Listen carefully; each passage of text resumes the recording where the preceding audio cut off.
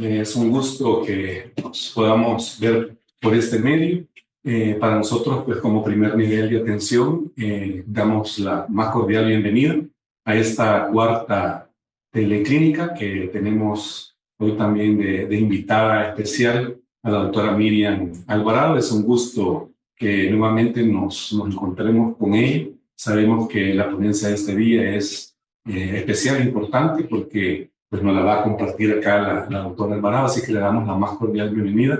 Hoy vamos a hablar en esta mañana acerca de las infecciones respiratorias agudas y neumonías en nuestros niños y niñas que llegan a las unidades de salud, así que le damos la más cordial bienvenida. Recordarles, por favor, que en el chat nos pongan cuántas personas nos están viendo y el lugar para que tengamos nosotros también esa interacción con ustedes.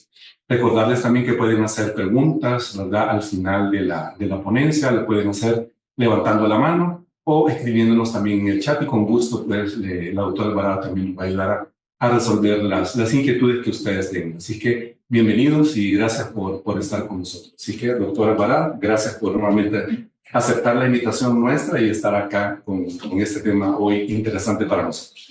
Buenos días a todos. Muchas gracias por su tiempo y la invitación, doctor Jovel. La Dirección Nacional de Primer Nivel siempre coloca temas muy relevantes que generan un impacto en toda nuestra población. Y de hecho, este tema es relevante porque ya vamos a revisar nuestros datos epidemiológicos y es una de las principales causas de consulta en las unidades de salud, una principal causa de ingreso hospitalario, de complicaciones. Entonces tenemos que realizar intervenciones y conocer un poco qué manejo brindar. Realmente este es un refrescamiento porque yo sé que todos ustedes manejan muy bien las guías clínicas de pediatría, segunda edición, los lineamientos de atención a las niñas y niños menores de 10 años. Entonces quedamos abiertos a preguntas para ir colocando y vamos a iniciar con la primera diapositiva. ¿A qué nos referimos con infecciones respiratorias agudas? Este es un conjunto de padecimientos infecciosos de las vías respiratorias con una evolución menor a 15 días en promedio. Esta es una definición que utiliza la Organización Mundial de la Salud. Hay otra donde tenemos las IRAS-G, que son las mismas infecciones respiratorias agudas graves, pero que estas ya requieren un compromiso mayor de todo su sistema y a la vez hospitalización. Tenemos la clasificación en IRAS, que puede ser según la vía afectada, ya sea respiratoria superior o inferior, y lo clasificamos en IRAS altas y bajas. Las altas es todo lo que acontece a nivel de nariz, de senos paranasales, de garganta, de oído. Entonces tenemos aquí el resfriado común, la rinosinusitis, la otitis, la faringomigdalitis y las laringitis. En cambio, en las IRAS bajas ya estamos hablando de pulmones, bronquios, bronquiolos, tráquea. Entonces aquí podemos tener bronquiolitis, bronquitis y las neumonías. Dentro del sistema, nosotros al momento de llenar un reporte epidemiológico, más que todo en el periodo feriado, decimos las IRAS y las neumonías, que tenemos que hacer un análisis de cuántas neumonías y cuál es nuestra tendencia en el país. Cuando usted puede intervenir. Hablando un poquito sobre la epidemiología, si ustedes revisan el boletín epidemiológico 2023, no traigo el 2024 porque se está haciendo unos cambios en el sistema de reporte, pero en el 2023 podemos evidenciar que la mayor población afectada son nuestros niños menores de 1 año de edad, seguidos por los de 1 a 4 años y de 5 a 9. Esto es con infecciones respiratorias agudas. Cuando hablamos de neumonía, no hay mucho cambio. Si ustedes revisan la data, tenemos que siempre la mayor población es menor de 1 año, 7.296 por 100.000 habitantes, 7.296, y de 1 a 4, 2.220.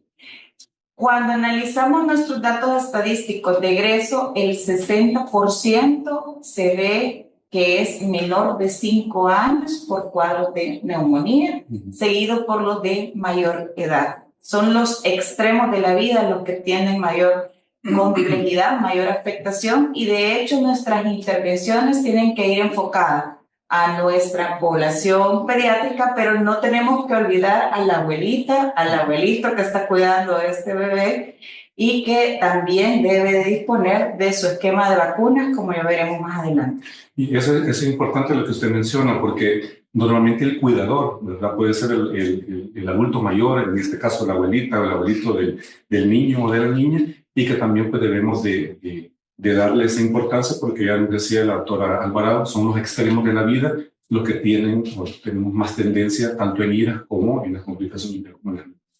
Tenemos características anatómicas propias de la vía aérea de los niños y eso lo tenemos que tomar mucho en cuenta porque lo que puede suceder, y siempre se lo explico a los padres, lo que puede suceder con un cuadro de resfriado para un adulto o para un adolescente no refleja mayor síntoma a diferencia de un lactante. Un lactante, una secreción nasal nos puede generar un cuadro caótico porque nos obstruye la vía aérea.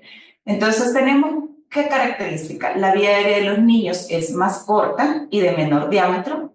Las fosas nasales son pequeñas. La lengua es más grande, más prominente, entonces no puede obstruir. La laringe está hacia adelante, por lo que los niños van a respirar por la nariz y no por la boca. Entonces, tenemos una secreción que me obstruye fosas nasales y tenemos la laringe que anatómicamente no nos ayuda y nos va a generar un cuadro de dificultad respiratoria, incluso apnea, como ya veremos más adelante. La epiglotis es grande en forma de omega, más anterior y alto. Las cuerdas vocales son más inclinadas. Las paredes de la tráquea son más elásticas, lo que lo hace más inestable y compresible. Y hay menor capacidad pulmonar, por tanto hay mayor consumo de oxígeno. Entonces son como puntos clave que debemos de recordar de la anatomía y que eso nos va a hacer una correlación de por qué un bebé se viene a complicar tan fácilmente. Siempre traigo esto porque tenemos que trabajar de manera ordenada al momento de evaluar a nuestros niños. Y lo primero es la evaluación inicial. ¿Qué vemos? El triángulo, apariencia, respiración, circulación. Tiene buen estado general, está jugando, está comiendo, no tiene ningún problema. Ya nosotros nos vamos haciendo la idea de que su cuadro puede ir orientado hacia un triángulo verde. La respiración, por favor, siempre descubramos los niños. Ya nos hemos llevado sorpresa de aquella mamá que lleva a su bebé envuelto y cuando decimos a evaluar, viene en franca insuficiencia respiratoria, viene en paro incluso, entonces siempre tenemos que descubrirlo, no más toque nuestro establecimiento. Y eso lo que dice la doctora Alvarado es importante, sobre todo también para los médicos que estamos en el triage, ¿verdad? Porque a veces eso sucede y también con el médico de servicio social que nos está viendo, eso es importante, o sea, descubrir, quitarle, ¿verdad? La manta o el topo que lleva la mamá al bebé y se van a llevar, como decía, sorpresas y sorpresas no agradables.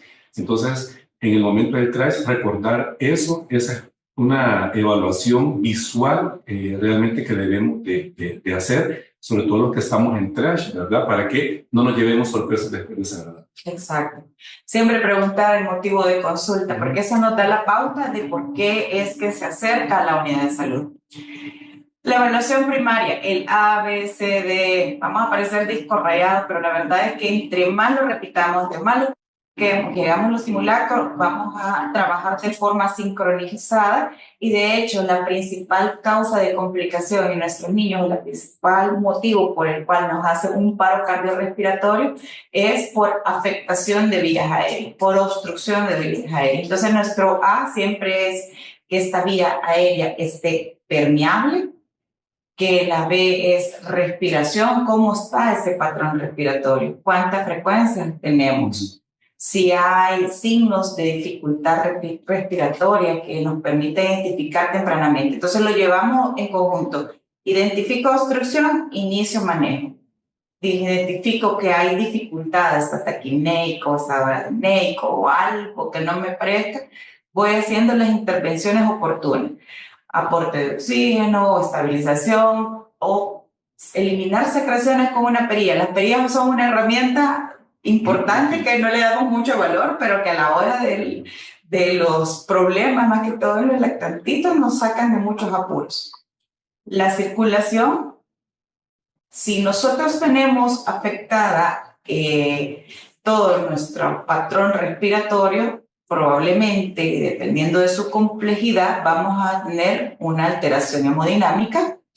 El déficit, si hay mucho compromiso, si no hay buen intercambio gaseoso, va a haber alteración del neurológico y siempre tenemos que descubrir, porque puede ser que, y esa es una regla que tenemos que tomar todos en consideración, que un niño esté respirando más de lo normal o que tenga dificultad respiratoria, no quiere decir que sea un compromiso solo respiratorio. Puede ser que sea un trauma craneoencefálico, puede ser que tenga un trastorno metabólico u otra afectación que viene a afectar la respiración como un mecanismo compensatorio. De ahí vamos con las evaluaciones secundarias, que prácticamente es la historia clínica, los signos, síntomas, los antecedentes, medicamentos, si padece de alguna condición, una patología, la última ingesta, porque también nos puede llevar, si necesitamos hacer alguna intervención, a un cuadro de neumonía aspirativa, y es lo que no queremos, y eventos previos, si ingirió algo, si tomó algún medicamento. En la evaluación terciaria son los exámenes de laboratorio y gabinete, que si los tenemos en la unidad de salud, que bien, se toman, si no, eso no debe retrasar todo lo anterior. Lo más importante es la estabilización en el caso de los niños, y si fuera un triaje verde o amarillo, brindarle la atención oportuna.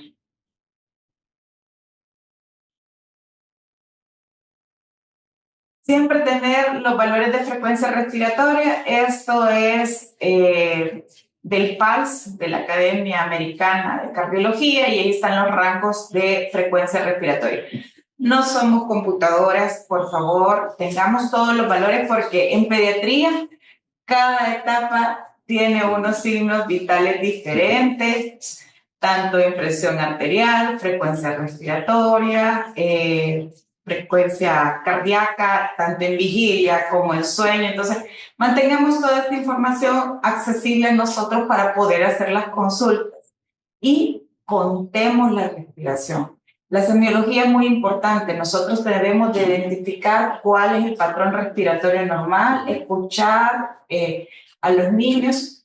El grupo más difícil de evaluar son los lactantes. ¿Por qué? Porque su caja torácica es menor, porque escuchamos ruidos transmitidos, porque se ponen a llorar. Entonces es de mucha experticia, y aquí es donde nosotros, ante un cuadro respiratorio normal en un bebecito, apoyémonos del médico de mayor experiencia, porque son una cajita de sorpresa. Es casi como los neonatos. Los neonatos ahorita están bien, al ratito te pueden hacer un cuadro complejo. Y acordémonos que deben de quitarle la camisa, ¿verdad? O la ropita que anda, porque si no, nos podemos también llevar sorpresas y no agradables, y eso es importante. Y si tenemos solamente al médico de servicio social en algunas unidades nuestras básicas, pues también esta información es importante para que ustedes la revisen nuevamente y la puedan evaluar. Y como decía la doctora, o sea, estos patrones de frecuencia respiratoria normal, tenerlos ahí a la mano, ¿no? Para que no se nos... Contarle en un minuto minuto completo. Acaba de mencionar algo muy importante, doctor. Médicos en servicio social.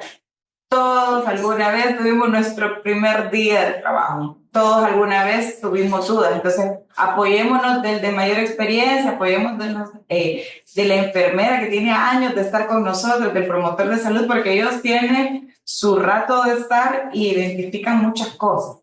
Se puede alterar el patrón cuando hay fiebre, cuando hay estrés, entre algunas causas.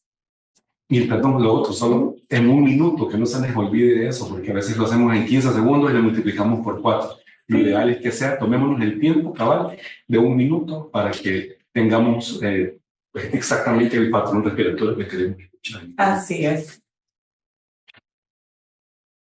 Signos de dificultad respiratoria. Aumento de la frecuencia respiratoria, aumento de la frecuencia cardíaca que trata de compensar un poco la afectación, cambios de coloración, cianosis, palidez, podemos tener ruidos como estridor, sibilancia, gruñidos, aleteo nasal. Hay ciertos signos que nos dicen esto no va bien, aleteo nasal es uno, retracciones o tirajes, uso de músculos accesorios, cambio en el estado de conciencia, porque se nos puede alterar debido a que no hay un adecuado intercambio gaseoso, entonces hay hipercapnia y por eso nos puede alterar. De repente están durmiendo, están activos, pero es una valoración completa. El cambio en la posición del cuerpo, buscando esa postura que le permita respirar más, el cabeceo o disociación torácico-abdominal, el tiempo de inspiración o expiración prolongada, respirar con la boca abierta, que ya dijimos, los más pequeños no lo van a lograr hacer, o sea, la única forma es por vía nasal, no puede hacer eso del adulto que abre la boca y continúa su sueño o el niño grande o el adolescente. Ojo, el boqueo para nosotros es el signo o el alerta de que ya nos va a hacer un paro respiratorio. El boqueo, ese sonido de que ya no puede, mayor capacidad de respiración, al igual que disminución de la frecuencia respiratoria, quiere decir que ya se fatigó y que muy pronto nos va a hacer el paro respiratorio.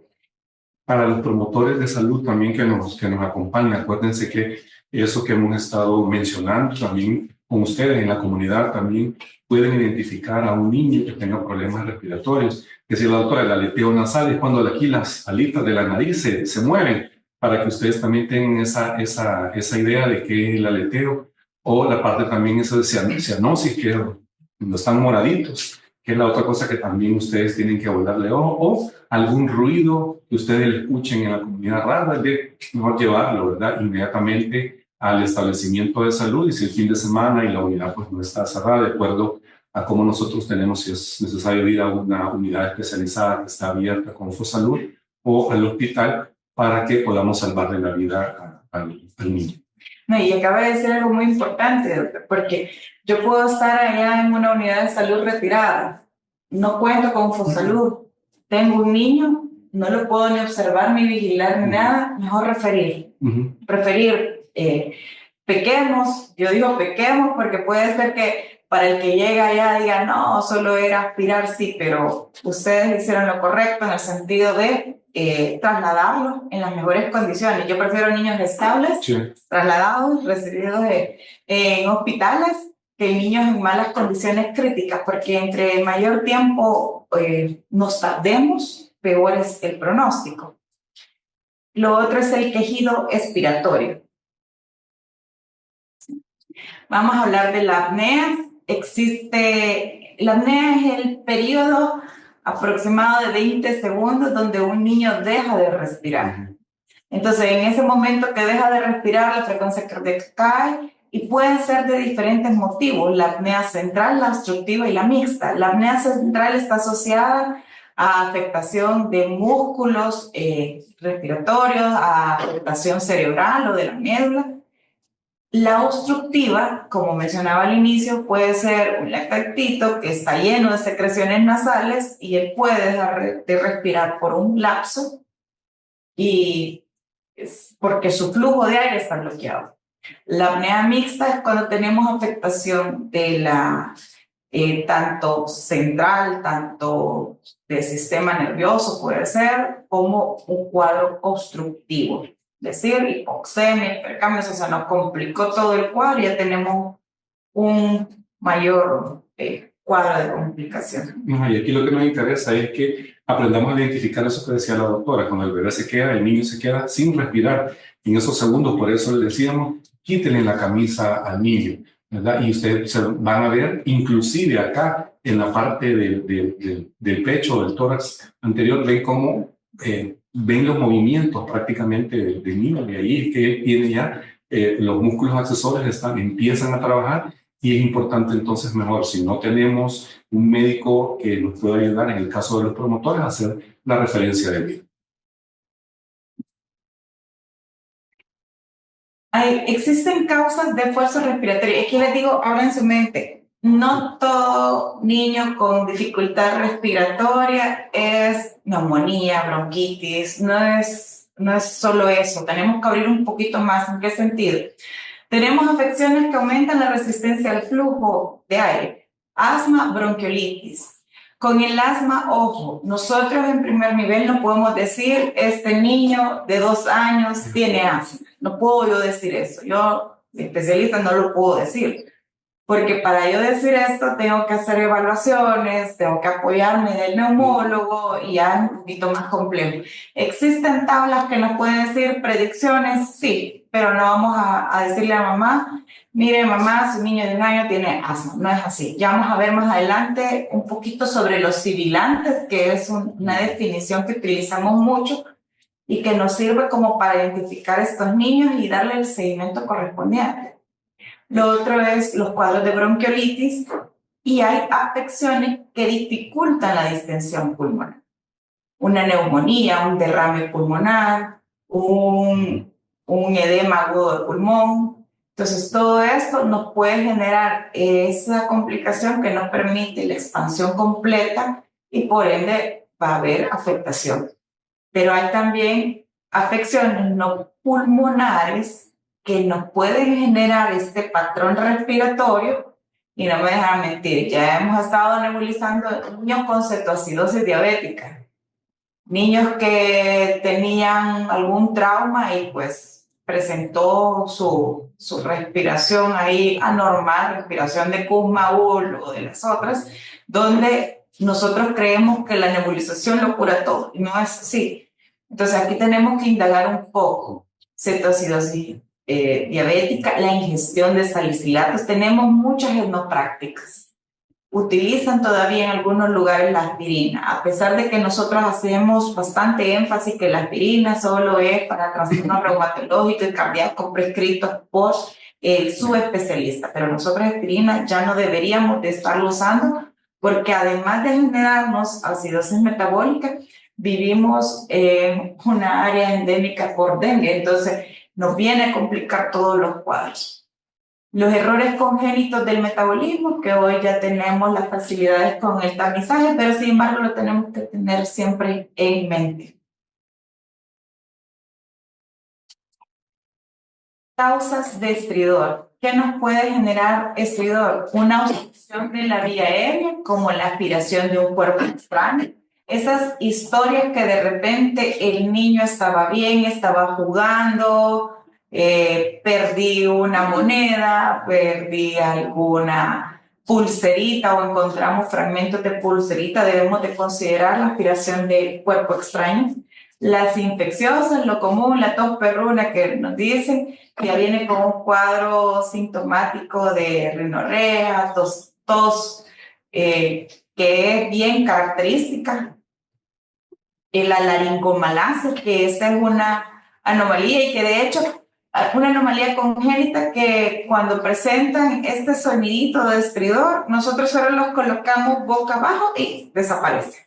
Entonces uno ya le va ayudando a hacer diagnóstico y poder derivar, ¿verdad? Anomalías adquiridas, tumoraciones, quistes, edema, por reacciones alérgicas, puede ser que picaduras de avispa o algo que nos generó una reacción de edema o broncoespasmo también es de considerar. Vamos con la primera, que es lo más frecuente que nos llega a la consulta, el resfriado común. Aquí utilicé el lineamiento menor de 10 años y agregué unas cuantas cositas que en revisiones de expediente o cosas nos han surgido y que es importante recordar. ¿Qué es el resfriado común? Un cuadro viral. Un cuadro donde usted va a tener un niño con buen estado general, puede tener febrícula, febrecitas así leves, puede tener rinorrea, congestión, nos examinamos, oído, garganta quizás un poquitín roja o algo, pero no mayor cosa, pulmones sanitos, entonces nosotros decimos resfriado común. Muchas veces nuestros padres son bien ansiosos. Ellos para todo quieren antibióticos. Los mocos están verdes, antibióticos. Los mocos amarillos, antibióticos. Entonces uno tiene que explicarle que el cambio de coloración de la secreción nasal es porque ha pasado mucho tiempo, yo les digo guardaditas, entonces cuando la logran sacar, ahí está el color, pero que si nosotros hiciéramos los lavados nasales un poquito más frecuentes, probablemente no tendríamos estos problemas y le ayudamos al manejo de las secreciones. Podemos explicarle, y ya lo vamos a ver más adelante, los remedios caseros a partir de los 6 meses de edad, que le ayudan a disminuir un poquito los síntomas. No los mandemos a gastar, porque realmente tenemos cosas naturales que podemos utilizar y que le pueden servir al bebé. Explicar los signos de peligro según la edad. Tenemos que estar conscientes. Yo siempre les digo, pensemos de la cabeza hacia los pies. Es decir, cómo están esos ojos, la fontanela, si hay aleteo, si la mucosa está húmeda, si está comiendo bien, si no hay rechazo del pecho, si no está cansado. Y así le vamos explicando los signos de alerta a los padres. Recordemos que para todos los padres, todos son emergencias. Entonces nosotros tenemos que hacer bastante educación, bastante conciencia sobre qué sí y qué no, y irle poco a poco explicando tanto el tratamiento como los signos, porque un cuadro de resfriado, si no es bien manejado, puede llegar a complicarse a un cuadro de neumonía, de croup, que son los que vamos a ver más adelante. Incentivar que continúen con la lactancia materna a los menores de 2 años. Por favor, no usar loratadina en menores de 2 años. Ahí es una de las recomendaciones, la utilizamos. Yo no sé dónde sacan dosis, que la verdad que si ustedes revisan diferente literatura no está indicada. También hemos encontrado uso de antibiótico en cuadros de resfriado. No seamos complacientes con los padres. Nosotros sabemos que es un cuadro viral, mejor eduquemos, porque todo el antibiótico que nosotros prescribamos, aparte de que estamos generando resistencia, es un irritante para el niño. Y después vamos a tener un cuadro de diarrea o un cuadro de dolor, de vómitos, etc. Y explicarle, ¿verdad? No, esto que la tos es un mecanismo también de defensa y que es normal. Entonces, con todo lo que nos ha explicado la doctora, creo que eso va a ser mucho más fácil podernos nosotros dirigirnos a la mamá o al cuidador. Y como decía el doctor Alvarado, en la revisión de expedientes que hacemos después encontramos el uso de antibióticos generalizado y loratadina o clorfeniramina. Entonces, acuérdense que eso está, ¿verdad?, contraindicado y que no debemos de ocuparlo. Y eso también, tanto los promotores de salud en la comunidad, manifestar esto. Ya más adelante también la doctora nos va a explicar algo acerca también ya de los remedios caseros que podemos utilizar. Vamos con rinosinusitis. La rinosinusitis son aquellos síntomas catarrales prolongados, es decir, que había congestión nasal, rinorrea, tos. A esto sumamos fiebre con un periodo mayor a 7 días. Siempre colocan la fiebre como un síntoma importante, donde nos indica que si un niño, digamos, estaba bien al inicio, pero un cuadro donde no había fiebre e inicia después de este largo periodo, quiere decir que no realizó los lavados nasales adecuadamente, se fue complicando. Entonces, aquí que debemos utilizar, está indicado el uso de amoxicilina, claritromicina, pero en aquellos casos que veamos que el niño no tolera, que se ve en mal estado general, un aspecto séptico, o que nosotros ya dimos el primer esquema de antibiótico, el segundo, y no mejoró, o tenemos complicaciones, o valoramos que hay un riesgo social de por medio, mejor retiramos. Ahí sí, no es de estarlo deteniendo mucho para que así complete su tratamiento. La otitis. Bueno, considerar la presencia de fiebre y vómito son como nuestros factores decisivos para prescribirlo. Estas son como recomendaciones generales. Uso de antibióticos en todos los niños menores de 6 meses con diagnóstico clínico de otitis media aguda y de 6 meses a 2 años con una confirmada. Siempre revisemos. Un niño con historia de cuadro respiratorio, siempre chequeemos oído. De hecho, debería ser parte de todo el examen general. Así nos enseñaron en la universidad, examinarlos todos. Yo me he llevado sorpresas, niños que me han llevado por cuadros de dolor abdominal, yo reviso todo y sorpresa, cuerpo extraño, un conducto auditivo que ni los padres sabían y que hasta ya está medio envuelto, tiene su rato de estar. Entonces, revisemos los niños detenidamente. Lo otro es que muchos padres compran gotas ópticas y dicen, no, pero es que es analgésico, es anestésico y tiene antibiótico. Las gotas ópticas no están recomendadas, generan mucha humedad en el oído y eso nos puede predisponer a infección. Tampoco recomienda el uso de gotas nasales, mucolíticos o antihistamínicos para tratar las otitis medias agudas. Algunos ejemplos que podemos ver de oídos afectados, uno que tenemos de coloración blanquecina, otro tenemos un eritema marcado, en otro ya observamos salida, ¿verdad?, de secreción purulenta, que está muy abombado, entonces eso amarillito ya nos está diciendo pronto va a ser una otitis media aguda supurativa. Pero también hay otros cuadros. Uno es la mastoiditis, que son cuadros muy complejos. Eso no lo podemos manejar en la unidad de salud. Hay dolor, hay fiebre, hay mal estado general. Entonces, en ese momento se refiere y se acompaña. Tenemos que asegurarnos de que este niño llegue al hospital a recibir su tratamiento. En el caso de la otitis media aguda, tenemos los antibióticos por 10 días. ¿Cuáles opciones? Amoxicilina, claritromicina, cefadroxilo. Si tenemos acceso a amoxicilina, ácido clavulánico, perfecto. Recordemos el manejo de la fiebre y el dolor. Si el dolor es muy intenso, ibuprofeno. Si con acetaminofén tiene suficiente para el control de temperatura, perfecto. Se recomienda también secar el oído con una mecha si hay secreción y se reevalúa en 5 días. En el caso de la otitis media crónica, secamos el oído y lo referimos. Siempre tenemos que darle seguimiento a ese niño porque si es muy intensa, si es mucho la afectación, puede también dañar o generarle hipoacusia u otros problemas más adelante. Entonces no lo tenemos que dejar así ya le di tratamiento y no lo vuelvo a ver, sino que tenemos que verificar que esta otitis esté controlada y si vemos que no va por buen camino, referirlo inmediatamente, pediatra u otorrino. Faringoamigdalitis aguda. No todas las faringos son de origen bacteriano. Muchas veces nosotros describimos, así como en la primera imagen, faringe y amígdalas hiperémicas. A mí eso lo único que me dice es aspecto viral. Pero si vemos la segunda imagen, ya tenemos placa blanquecina, las amígdalas están aumentadas de tamaño, ya tienen una estenosis hipertrófica grado 3 por ahí. Entonces probablemente tiene infecciones a repetición, sumada a la de ahorita me aumenta el tamaño. ¿Qué vamos a hacer en las faringitis virales?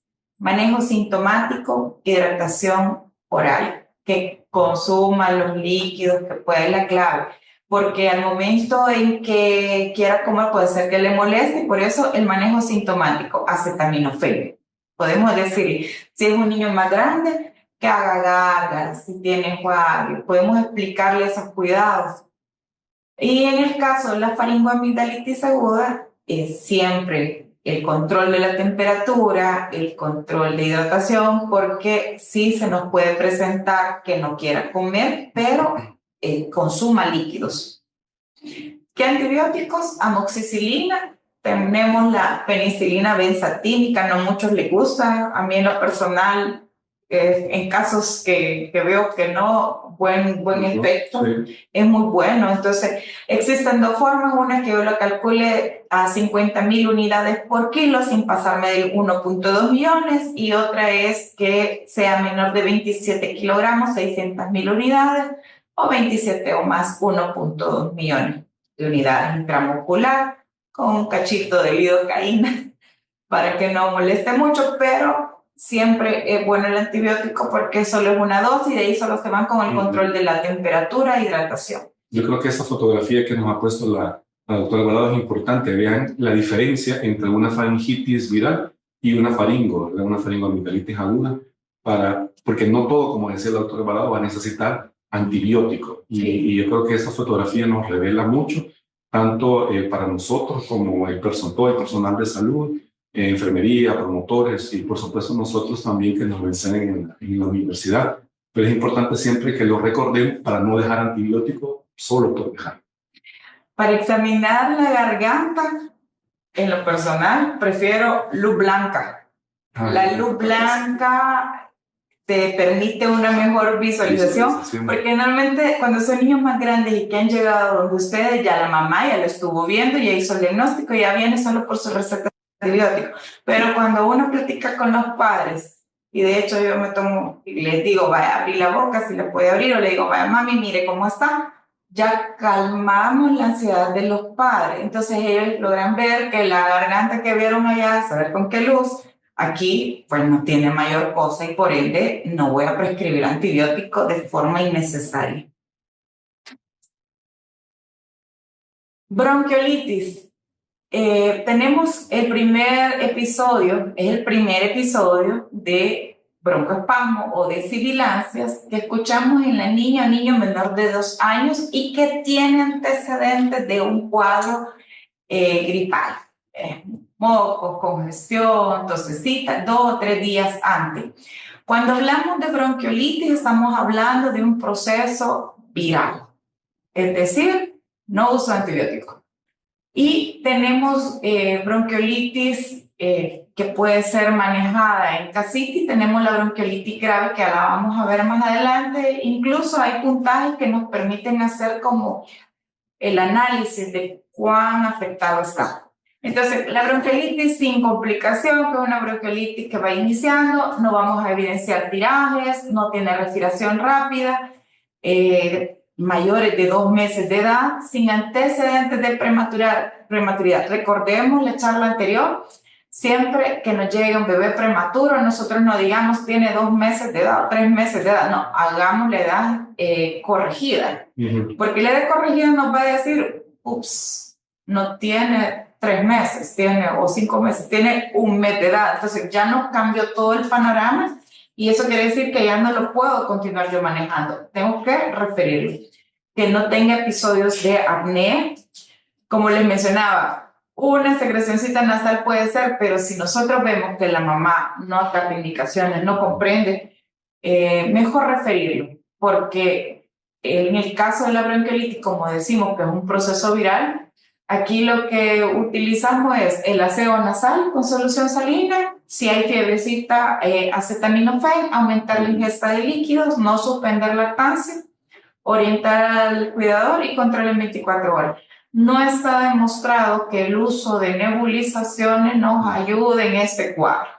Entonces aquí es más manejo de secreciones y hidratación. Tenemos la bronquiolitis grave, aquí ya cambia todo. Tenemos la misma historia, primer episodio, menor de 2 o 3 días de cuadro respiratorio, pero podemos tener tirajes subcostales, intercostales, retracciones, respiración rápida, cianosis, el bebé es menor de 2 meses o menor de 6 meses con antecedentes de prematuridad y apnea. ¿Qué vamos a hacer con este bebecito? Estabilizar. ¿Qué significa estabilizar? Bueno, tomo oximetría para ver cómo está su saturación. Si cuento con oxígeno, lo utilizo. Si veo que ya está en franca insuficiencia, espero que en todas las unidades de salud tengan visualizada dónde está esa bolsa máscara pediátrica que se dio hace unos años. Tenemos que tenerla a la mano porque nos va a permitir salvar vidas. Lo referimos urgente al hospital más cercano y si no tenemos hospital cercano, a la especializada que nos puedan apoyar, pero tenemos que mover este bebecito. No voy a venir yo y voy a decir, tiene tirajes, respiraciones, lo voy a nebulizar, lo veo más tarde. No, cumplió esto, inmediatamente es referencia.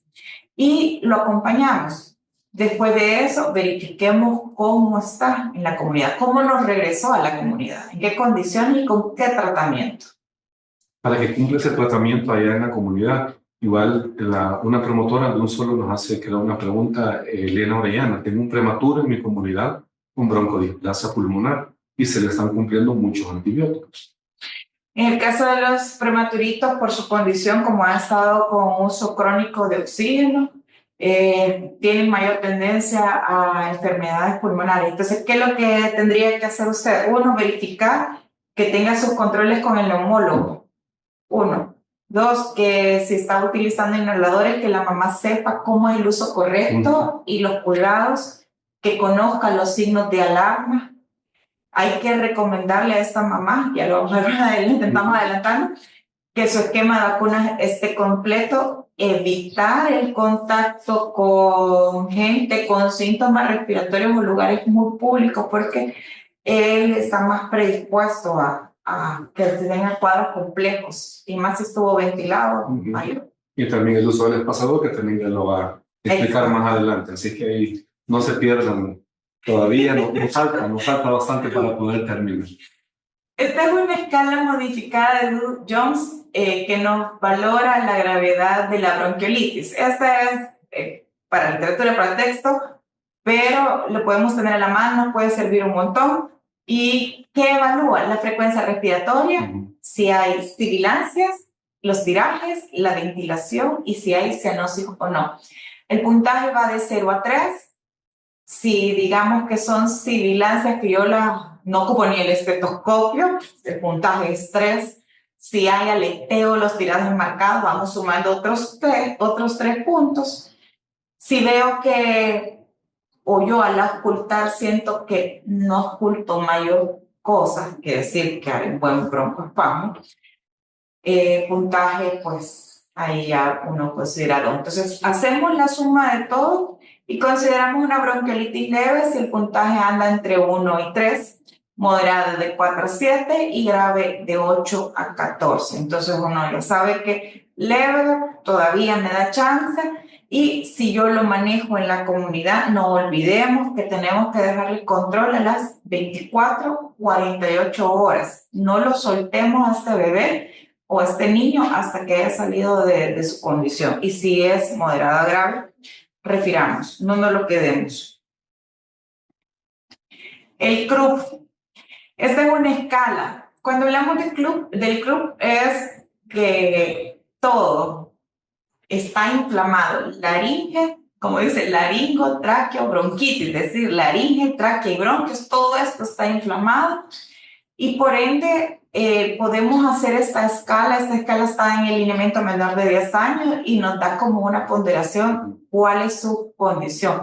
En rojo es como nuestra alerta, es decir, tiene un estridor en reposo, está este edema muy marcado, si las retracciones son severas, si la entrada de aire está disminuida o si está con cambios de coloración. Entonces, la puntuación se va acumulando y dependiendo de su puntaje, uno puede decir, ok, lo manejo aquí o lo refiero, no me lo quedo. ¿Qué medicamento es el que podemos utilizar, que tenemos a la mano? Pues la dexametasona, pero todo va a depender de nuestro puntaje. Normalmente los niños con CRUP vamos a tener dos tipos. El CRUP, que es un cuadro precedido por síntomas respiratorios, su origen es viral, y tenemos el pseudo-CRUP, es decir, fue algo súbito, que no presentó ningún síntoma, y que en el pseudo-CRUP a veces, ya cuando revisamos más a detalle, es un bebé con antecedentes de reflujo, con intolerancia a la lactosa, o otras condiciones, pero no es el CRUP tradicional que se debe a un cuadro viral. Entonces tenemos el puntaje. Lo primero es, el niño tiene que estar cómodo, tiene que estar tranquilo. Si yo le genero mucho llanto, se va edematizando y se va cerrando más la vía aérea. Entonces, hasta tenemos que tener tacto para el momento de evaluarlo. Y si tenemos, y tomar la saturación siempre. Si tenemos un puntaje leve, ahí tenemos la dexametasona. ¿Cuál es la dosis? 0.6 miligramos kilogramo, dosis única intramuscular. Por ahí colocan unos rangos para que los tomemos a la mano y no nos compliquemos también. Le explicamos a los papás el curso de la enfermedad y su manejo pues ambulatorio con un control 24 a 48 horas. ¿Podemos utilizar en estos casos inhaladores? Sí, pero son de tipo esteroide. No podemos o no es recomendable el uso de salbutamol porque no nos ayuda mucho. Entonces utilizamos esteroides o si tenemos epinefrina, podemos nebulizar con epinefrina. En todas nuestras unidades de salud, y eso no lo mencioné, tenemos que tener un área específica para inhaloterapia. En esa área de inhaloterapia tenemos que tener todos los insumos, equipos que están normados a la mano. De preferencia utilizar spray con su espaciador. Si no tenemos y contamos con mascarilla, pues utilizarlo y llevar el registro según normativo, porque eso nos permite hasta identificar el niño que me debe de venir a las 24 horas al control. ¿Qué pasó con este niño que yo referí? Entonces nos permite el registro de todos ellos. Igual acuérdense con lo que dice la doctora de las referencias. Tenemos nuestros referentes, ¿verdad? Que están tanto en el nivel hospitalario como en el nivel de nuestras unidades y esa conexión que debe haber, ¿verdad? Para las referencias y poderle dar el seguimiento a nivel de la comunidad o que llegue también a las unidades de salud para los controles respectivos. Así es. De ahí lo reevaluamos, vemos que hay mejoría, perfecto, continuamos con manejo en casita. El puntaje 5.8, ya estamos hablando de aquel niño que tiene el estridor, la saturación mayor a 92, pero hay palidez, su conciencia está bien. ¿Y qué podemos utilizar? La dexametasona, las nebulizaciones con epinefrina. Se ha identificado que de 3 a 4 ml sin diluir nos permite mejorar este cuadro de broncoespasmo. También tenemos que volver a chequear y ver cómo está, si ha mejorado, si no hay mejoría, nos toca referencia. ¿Cuántas horas lo debo de observar? Si tiene un puntaje mayor de 4, después de 4 horas, pues yo reevalúo y considero. Pero si vemos que no nos mejora, no esperemos mucho, inmediatamente se deriva. Igual esto, acuérdense que si el niño llega también a las 3 de la tarde, es importante también no mandarlo a las tarde, ahí venga mañana, sino hacer mejor la referencia, ¿verdad? Adecuada, oportuna, ya sea la especializada, si nos queda más accesible, o al hospital. Siempre tener eso en consideración, por favor. Súper bien, y de preferencia, antes de referir, administran dosis de dexametasona, porque puede ser que en el transcurso mejor, o sea, para mí es que llegue estable, que llegue en buenas condiciones, que me llegue así grave. De ahí tenemos el ICRUP severo, es decir, un puntaje mayor de 9, tenemos retracciones, retracciones severas, tenemos la saturación mayor de 92, ya hay alteración del neurológico, no está ventilando bien. Entonces, ¿qué vamos a brindar? El oxígeno, las nebulizaciones con epinefrina, la dexametasona, e inmediatamente la referimos en las mejores condiciones y podemos canalizar, tomar vena y de hecho, lo que nos hace efecto hasta tener nuestro equipo por cualquier situación que pueda ocurrir. Exacto.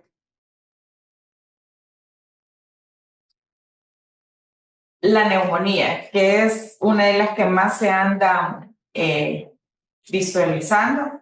La mayoría de los cuadros de neumonía en la etapa pediátrica es de origen viral. Entonces, aquí esta es una caracterización para que tengamos en consideración como ciertos hallazgos que pudiéramos ver. En el caso de las neumonías virales, lo más frecuente, la etapa más frecuente es menor de 3 años, con una temperatura variable, menor de 38,5, hay taquipnea, hay secreciones nasales, hay roncos, sibilancia. Si llegáramos a tomar un hemograma, pues va a ser variable, puede estar en rangos normales o a predominio de linfocitos. Si llegáramos a tomar radiografía, no vamos a ver mayor cosa y es raro que se presente un derrame. En el caso de las infecciones por neumonía bacteriana, tenemos que las fiebres son más altas, tiene un aspecto más séptico, hay cuadros asociados, ocultamos estertores, tenemos un leucograma alto, predominio neutrófilo, podemos tener consolidación, incluso es más frecuente el derrame. Y por acá tenemos el micoplasma, que es mayor de 5, a partir de 3 años, insidioso, raro. A nivel pulmonar, sibiláceas, leucograma es variable y radiológico no vemos mayor cosa. Esto no es como para que nosotros tengamos una noción. Todas las neumonías no son bacterianas, no todas las neumonías le voy a poner antibióticos. Todo depende del cuadro clínico que se me presente, así voy a ir brindando el manejo. Sí, yo creo que este cuadro nos facilita, así que también junto con los patrones normales de frecuencia respiratoria y el resto de signos vitales en los niños, es importante que también lo tengamos en consideración para poder hacer también un mejor diagnóstico. Exacto. Y aquí viene lo otro. Allá les colocaba la tabla con los signos vitales según la AJA, pero en nuestro lineamiento menor de 10 años, si nos recordamos de esto, sí. En primer año de edad, 50 o más. De 1 a 4, 40 o más, ya estamos ante un cuadro de taquipnea. ¿Por qué lo colocan aquí? Porque es la principal afectación en los niños. Claro, se puede ir acompañado de otras cosas, pero ese es nuestro parámetro. Que puede venir y respirar menos, ya eso para nosotros también es de valorar. ¿Será que se está agotando? Y es una complicación. ¿Qué vamos a hacer? Uno, si pudiéramos determinar la etiología. ¿A qué me refiero a determinar la etiología? Nos referimos a que con la tabla anterior vamos a hacer como un análisis complejo y vamos a ver, ok, toda la familia anda con cuadro respiratorio, el niño se ve bien, está comiendo bien, está jugando, le escucho ruiditos, entonces probablemente sea de origen viral. No nos parece de origen viral y es de origen bacteriano, pero no tengo signos de alarma, me está saturando bien lo que estábamos mencionando, le puedo iniciar antibiótico. ¿Cuál? Ya lo vamos a ver más adelante.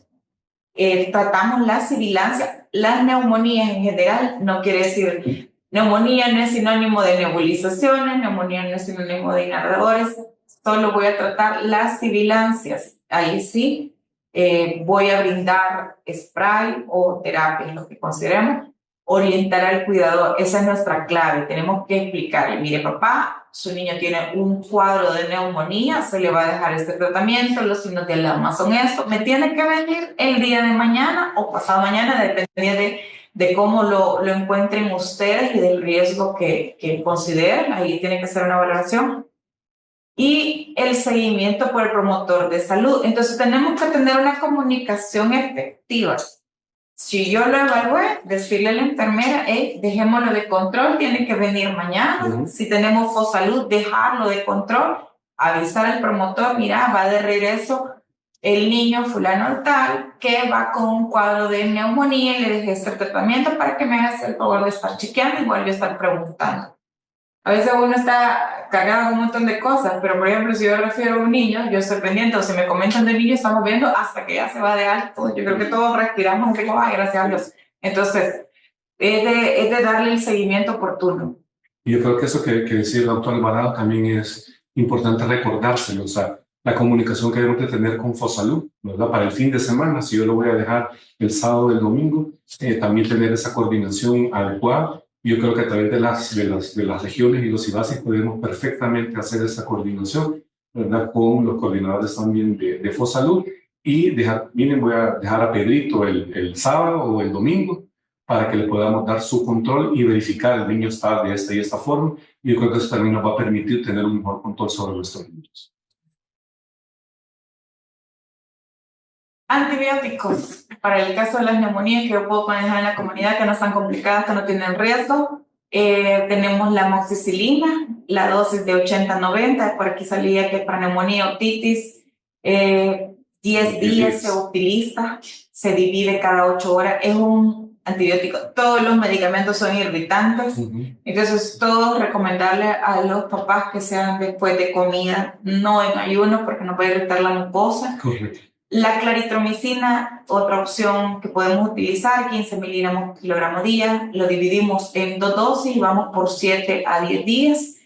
Y aquí colocan la tercera que es trimethoprim, pero yo les pedirles ahí sí, si tenemos amoxicilina, claritromicina, quedémonos ahí arribita, si tenemos amoxicilina, ácido clavulánico, hagámoslo arribita, porque tenemos mucha resistencia al trimethoprim. Está dentro de las recomendaciones de alineamiento que de hecho estamos en proceso de actualización. Porque hay muchos cambios, aunque algunas recomendaciones en literatura todavía mantienen el trimethoprim, pero en nuestro país existe resistencia. Entonces, utilizamos las primeras 2 opciones y si tenemos amoxicilina, ácido clavulánico, súper bien. Y eso también quiero aclararles también a nuestros médicos, sobre todo los de área social, recordarles que un niño, por ejemplo, de 16 o 17 kilos que le vayamos a dejar nosotros amoxicilina, ya no solo le vamos a indicar un frasco, como sucede en la mayoría. Entonces, si está, ya la doctora ya le dijo, es por 10 días. Entonces hay que dejar ya 2 frascos, ¿verdad? Porque si no, nos quedamos a medias, ¿verdad? Con el tratamiento y eso después vienen más problemas de recurrencia de nuestros niños y pues después dicen, es que la amoxicilina no sirve, doctor, es que ya le dimos el medicamento y fíjese que no lo terminó. Entonces es de aclararle también al cuidador o a nuestra madre, ¿verdad? Del niño, que por qué le vamos a dar 2 frasquitos, cómo debe ser preparado, que también la doctora creo que más adelante nos explica sobre la primera dosis que debemos de dar en la unidad de salud, tal como dicen nuestros lineamientos.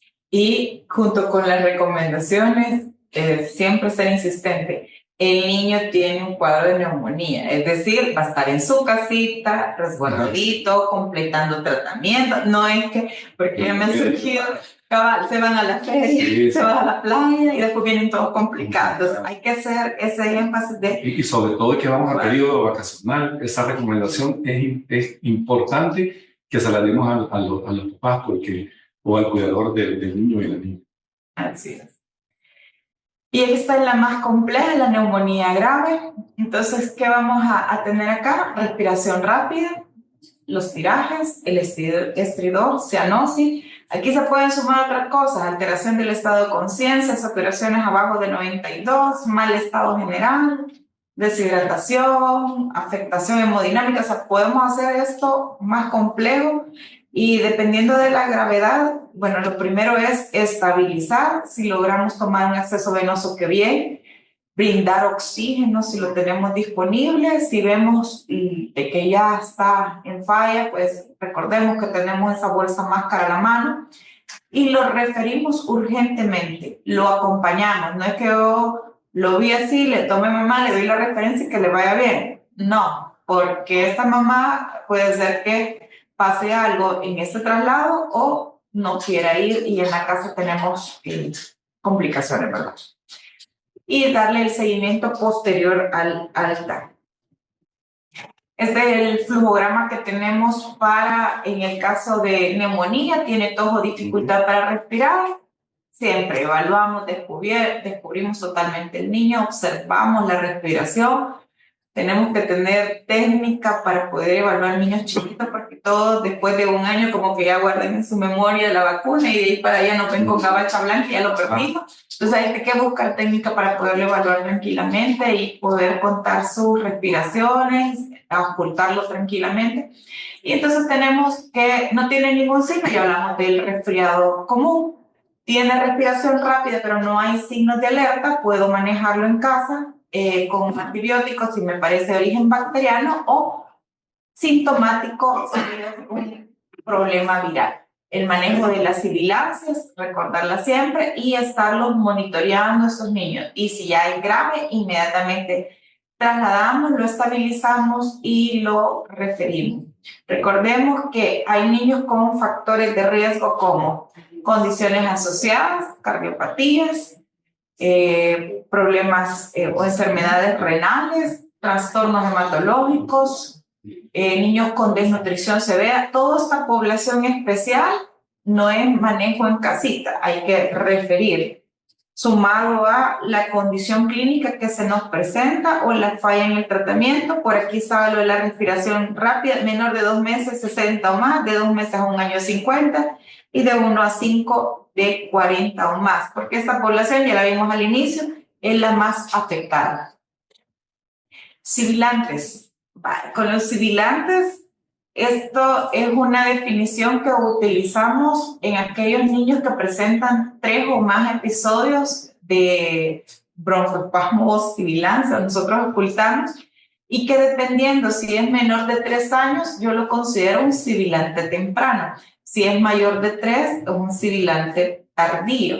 Y cuando decimos sibilante, solo nos referimos a que yo escucho este sonido, pero puede estar asociado a diferentes cosas. Entonces aquí vamos a tener las etiologías más frecuentes según edad, de 0 a 3 meses. Está la displasia broncopulmonar, como bien nos comentaba por acá la compañera, anomalías congénitas de la región laríngea, tráquea o vías aéreas, anillos vasculares o membranas laringeas. Todo esto es motivo para que sea manejado por otorrino o por neumólogo, es motivo de referencia.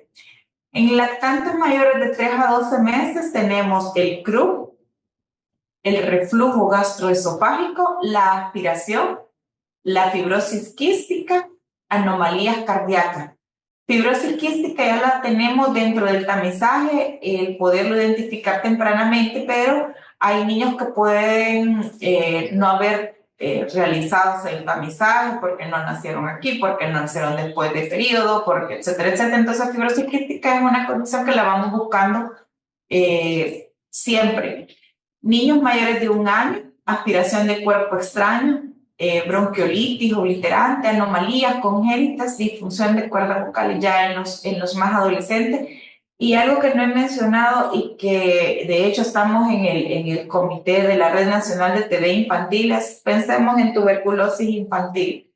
No es posible que tengamos adultos con tuberculosis y dentro de ellos hayan niños con cuadros respiratorios, hayan contacto y no los investiguemos. Entonces, cuando indaguemos en la historia clínica, preguntemos sobre tuberculosis o busquemos por ahí porque nos pueden presentar diferentes cuadros, condiciones, muchas veces está asociada a bajo peso y siempre tenerlo como en mente en la búsqueda. Yo creo que eso es importante y hay que recordarlo, eso que nos dice la doctora Alvarado, la tuberculosis. Tenemos casos de tuberculosis y es importante que hagamos esa búsqueda en nuestros niños, ¿verdad? Sobre todo porque en los casos de TB, pues no es el niño, sino que es el adulto quien se lo va a pasar. Entonces, por esa razón es que preguntemos siempre con esos casos a repetición de todos que llegan nuestros niños, investigar más en la familia, en los contactos del niño o la niña, y ahí creo que vamos a poder llegar y acertar ya con un buen diagnóstico. Exacto. ¿Y qué vamos a hacer con los niños sibilantes? Bueno, primero, siempre A, B, C, D, E, evaluamos, y si lo consideramos que es una enfermedad muy grave, lo estabilizo y lo refiero. Puedo administrar nebulizaciones, puedo utilizar oxígeno, puedo canalizar venita, todo depende de la condición. La evaluación es individualizada y nos da el manejo prácticamente el niño. Si hay respiración rápida y contamos con salbutamol en spray más los espaciadores, aplicamos dos aplicaciones cada 20 minutos, número de 3, y lo vamos evaluando. ¿Y en qué consiste la reevaluación? Consiste en que yo voy a volver a contar la frecuencia respiratoria, que voy a descubrir y voy a ver si hay tiraje o no hay tiraje. Voy a ocultar cómo están esas sibilancias, voy a volver a saturar. Porque todo eso, y su estado neurológico y demás, porque todo eso nos va a permitir definir, ok, puedo enviarlo a casa, manejo ambulatorio y reevaluarlo, control 24-48 horas, o mejor lo refiero.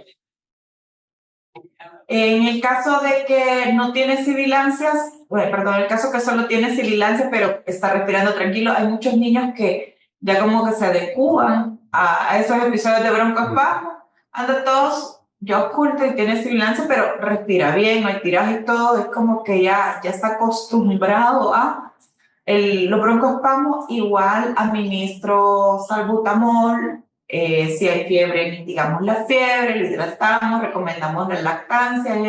La lactancia es uno de los protectores para nuestros niños, para mejorar defensa, y de hecho cuando están enfermos hay mayor apego con su mamá, entonces procuremos que continúe ese vínculo y que se siga brindando. y lo reevaluamos a las 24 o 48 horas. Si yo veo que no se presenta mi establecimiento, mi apoyo del promotor de salud, buscamos a la mamá, hablemos a la mamá, pero la cosa es que tenemos que saber cuál es la condición de este niño, aunque ya esté bien, lo que vamos a hacer es reevaluar y decimos, ok, sigue manejo en casita, pero nos sirve de parámetro de su evolución. Muchas veces decimos radiografía de tórax para todo. Aquí coloco las indicaciones de radiografía de tórax para que las tomemos en cuenta. Uno, cuando tengamos duda clínica, cuando hay respuesta inadecuada a los antibióticos, cuando se sospecha enfermedad severa o complicación, cuando necesito yo hacer un diagnóstico diferencial, cuando tenemos una neumonía en bebés de 3 meses a 3 años con fiebre alta, con glóbulos altos, con leucocitosis, en niños menores de 5 con fiebre mayor de 38, tos y leucocitosis con glóbulos blancos mayor o igual a 15.000. Entonces, esas son como las indicaciones. Pero, ¿por qué las traigo? Porque muchas veces nosotros decimos, yo les oculto algo y digo radiografía de tórax. Pensemos que cada vez que tomamos una radiografía de tórax tiene que ser bien indicada, tiene que tener ese motivo por el cual yo la dejo. No la dejemos así, porque los papás van a querer que hasta los resfriados radiemos, pero la verdad que cada vez que radiamos es una marquita que le estoy dejando a este niño para un futuro. Entonces, pensemos bien las indicaciones, igual nos apoyamos. En caso de radiografía, ya es como que paso al siguiente nivel, ¿verdad? No es que me la quedo. Correcto. Remedios caseros. ¿Para qué sirve? Para aliviar dolor de garganta. Ya dijimos que el mecanismo de la tos nos sirve, es un reflejo que nos ayuda a expulsar secreciones, algo que no debe de estar en un cuerpo extraño, algo que no debería mantenerse. ¿Qué podemos utilizar? Agüita con manzanilla para niños, niñas mayores de 6 meses, agua de miel con eucalipto, agua con manzanilla mayores de 1 año de edad. Yo creo que todos los que estamos conectados alguna vez nos dieron agua de miel con limón. Y aquí seguimos. Entonces, son remedios caseros buenos que no te generan ningún problema, que los podemos indicar. No utilizar antitusígeno. Muchas veces cuando nos llegan a la consulta por la tos y que quieren un medicamento para bloquear la tos, tenemos que decirle a los papás, para empezar, si yo bloqueo la tos, lo que voy a hacer es acumular secreciones donde no debo de acumular, porque dijimos que es un reflejo y debe salir. Entonces, no utilizar antitusígeno, no es necesario expectorantes, ni antihistamínicos, ni mucolíticos para el tratamiento de la tos en niños menores de 5 años. Entonces, pero tenemos que educar mucho a los padres y también nosotros comprender la importancia, porque la industria es grande, entonces la oferta de medicamentos es mucha.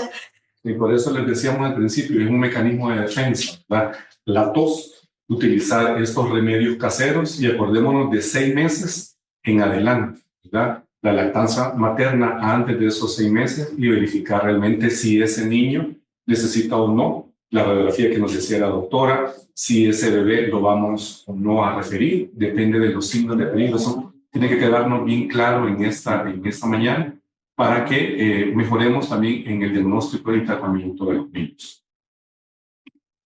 De ahí vamos con el uso de antibióticos. Si nosotros vamos a prescribir, por favor, hagámoslo de manera consciente, que el cuadro esté bien justificado por clínica, por examen físico. Tenemos que utilizar mucho la semiología, una de las materias que más debemos de poner en práctica. Entonces, cuando indiquemos el antibiótico, debemos de dar la primera dosis dentro del establecimiento. Tenemos que enseñar a la mamá cómo preparar, lo que decía el doctor. Puede ser que no requiera solo un frasco, requiera 2, pero yo le tengo que explicar a la mamá cómo preparar este medicamento y administrarlo. Entonces, te lo doy ya preparado con su copita, calculo la cantidad de frascos que le voy a dar por los días de tratamiento y la dosis.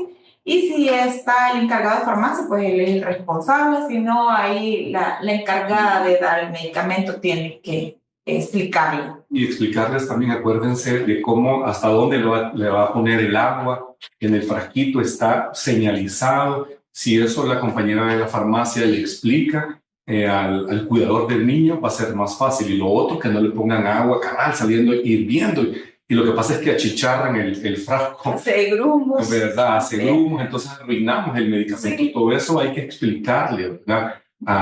Parece que no es necesario, pero créanme que sí es necesario esas cosas. Importante decírselas al cuidador del niño, porque de esta forma garantizamos la calidad, ¿verdad? del producto que le estamos dando y nos aseguramos que el niño pues recibe el antibiótico que necesita. Parece mentira, pero hasta eso hay que explicarle que el agua hay que ponerle a hervir, dejarlo enfriar y administrar la cantidad exacta, porque muchas veces preparan mal los frascos los papás, porque le ponen o menos o le ponen más agua o menos agua. Entonces la dosis ya no es la correcta y ya el efecto que uno espera ya no va. Porque lo que sucede es que a veces le echan hasta donde dice, donde está la flechita. Y como le echamos el agua, lo que dice la doctora, una vez que ya está fría, después de haberla hervido, pero dicen, pero me quedó abajo de la flechita. Entonces le voy a echar más, dicen. Y ahí le echan más, y entonces ahí también diluimos la concentración del antibiótico, y todo eso es necesario explicarse. Sí. Uso de broncodilatadores. Lavarnos las manos, decirle a la mamá o al papá o al cuidador que se lave las manos, limpiamos la carita de la niña o niño y verificamos que el espaciador esté limpio y en buenas condiciones. El espaciador adentro tiene como una película que muchos papás creen que es como que es pacha y agarran el cepillo y la comienzan a restregar porque la quieren dejar limpia. Uno comprende esa parte. El problema está que arranca la película y cuando yo aplico el medicamento queda pegado al espaciador y no llega a su destino. Entonces hay que explicarle también a los padres el cuidado de los espaciadores. Se puede colocar agua jabonosa, le puedo echar un poquito de agua tibia, pero no restregar paredes. Y de hecho, el espaciador de volumen no es necesario de que si yo consulté hoy, consulto a la vuelta de 15 días, voy a darle otro. Mismo, porque es individual. Es individual, ese es buen punto, porque a veces tienen 2 o 3 niños con el mismo cuadro y quieren hacer una sola y no es así. Al igual que si se enferma, puede utilizar el mismo, solo hay que estarlo lavando, pero de esa forma agua jabonosa y ya. Pero no detergente, acuérdense, ¿verdad? Eso es importante decirle, porque si lo decimos agua jabonosa, sí, no, le voy a echar lienzo, dice la mamá, porque entonces hay que tener ese cuidado también de no ocupar esos productos que en lugar de ayudar los van a perjudicar. De ahí venimos, agarramos el spray, revisamos que el medicamento no esté vencido, que hay una técnica para ver que si hay medicamento y que le pongan un bocadito con agua, si va hasta el fondo, quiere decir que tiene medicamento, si flota, no tiene nada, y que solo hace el ruidito. Entonces, caliento el medicamento en las manos por 15 a 20 minutos y lo agito. 5 segundos. 15 a 20 segundos. 15 a 20 segundos lo caliento y luego lo agito y lo adaptamos a la mascarilla correcta con el espaciador de volumen. Hay unos que son mascarillas, en los niños más grandes ya utilizamos boquilla. De hecho, hay mucha literatura que te dice que aunque seas adulto, es mejor utilizar espaciador de volumen porque hacer esa sincronía de inhalar el medicamento no lo hace muy bien y queda en carrillos. Sí. Entonces, aplicamos el medicamento y que respire unos 20 segundos sin retirar la mascarilla. Aplicamos una vez, ¿verdad? Lo retiramos después de los 20 segundos y lo repetimos a partir del paso 4. Es decir, volvemos. Y acordémonos también que lo ideal es que le echen el juego, como decimos, ¿verdad? Yo sé que un niño no va a poder, le digo, echar el juego, pero si yo, lo que dice la doctora, con una mascarilla y el niño está llorando, ahí entonces ya quitamos también ese mecanismo en el espaciador, sobre todo cuando está nuevo, para que no se quede pegado en las paredes, sí, ¿verdad? Del espaciador. Entonces yo creo que eso nos va a permitir un mejor uso tanto del producto y beneficios obviamente para el niño. Entonces recordarnos esas cosas que parecen sencillas, pero muy importantes a la hora de ver a nuestros niños.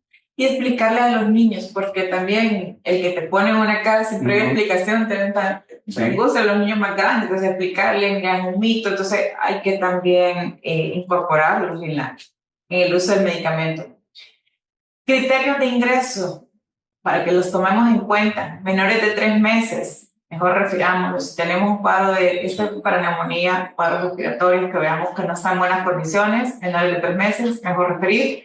Cianosis, apneas, saturaciones menores del 94%, intolerancias a la vía oral, es decir, puede estar saturándome bien, puede estar sin mayor afectación respiratoria, pero si yo necesito brindarle un medicamento y no lo tolera, o si no me tolera ni la comida, se me va a deshidratar, no va a completar el tratamiento, mejor referir. Se complica.